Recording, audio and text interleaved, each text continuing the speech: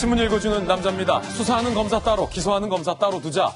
추 법무부 장관의 이 돌발 제안 때문에 검찰도 뒤집혔고 여권도 뒤집혔고 법무부도 뒤집혔습니다. 저희들도 뒤집혔습니다.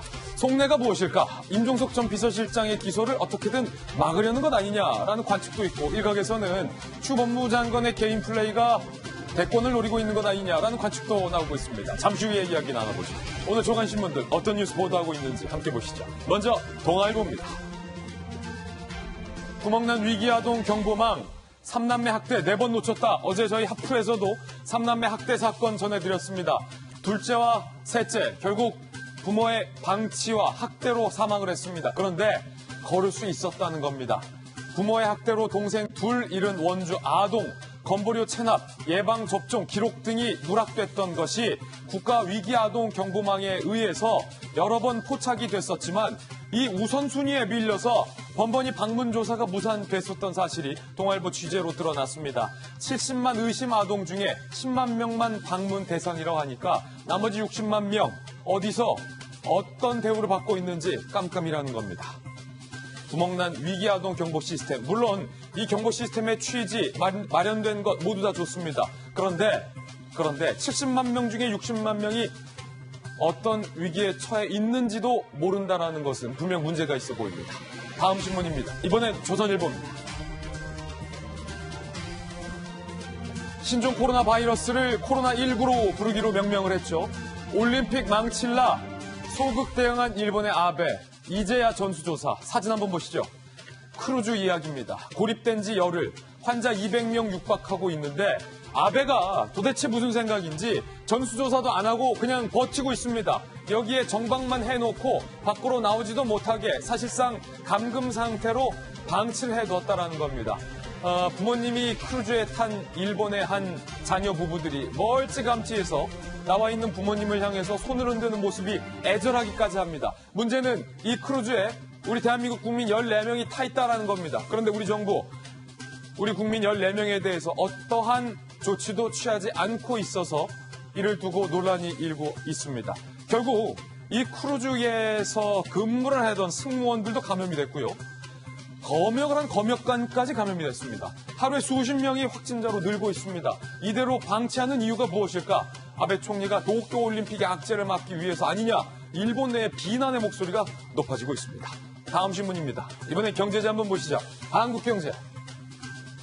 1인당 4,089만 원. 한국경제는 오늘 청년층을 향한 현금 복지에 핀포인트를 맞췄습니다. 이렇게 썼어요. 뚝 터졌다. 뚝 터졌다. 한국경제가 극단적으로 계산을 해봤습니다. 청년이 받을 수 있는 주요 복지 지원금을 합쳐봤더니 이 청년이 사회초년생 때부터 30대 후반까지 최대 4,089만 원을 받을 수 있다. 4천만 원이 넘게 받을 수 있다라는 거죠. 이 현금성 복지액 재원이 6조에 달한다라고 한국경제는 너무 지나친 것 아니냐, 포퓰리즘 경쟁이다라고 지적을 하고 있습니다.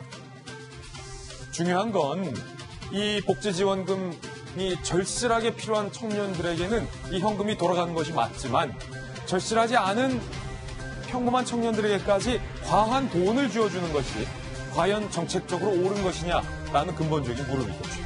다음 신문입니다. 이번에 한국일보입니다. 한국일보가 굉장히 당연하고 뻔하지만 궁금한 이야기를 제목에 썼습니다. 한국에서 부티지지는 왜 안 나오냐? 한국판 부티지지는 왜 안 나오냐? 30대예요. 성소수자예요. 중앙 정치에서 거리 먼 저기 어디 시골 시장 출신이에요. 그런데 미국 대선판을 뜨겁게 달구고 있는 한국판 부티지지. 부티지지. 한국에서는 왜 없냐? 당연한 얘기죠. 한국에서 마크롱이 왜 없냐?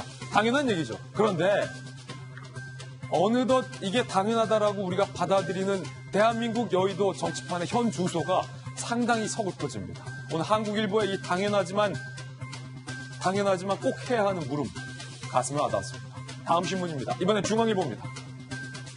67억 기부 천사된 남대문 볼펜 장수 이남림 할아버지 이야기인데요. 18년째 이웃을 돕고 있습니다. 지금까지 기부한 금액만 67억 원. 이남림 할아버지가 처음에 남대문에서 볼펜 장수를 시작을 해서 사업에 성공해서 재산을 불렸는데 예컨대 난치병 어린이를 위해서 30억 쾌척, 이번에는 저소득층에 마스크를 사주세요라고 1억 원 쾌척. 18년째 이렇게 쾌척하고 있습니다. 8살 때 홀로 상경해서 어려운 형편에서 장사로 돈을 모았다고 합니다. 본인이 어려워봤기 때문에 이 불우한 이웃들의 어려운 형편을 누구보다 잘 아는 것 같습니다. 이남림 할아버지 감사드립니다. 지금까지 신문 읽어준 남자였습니다.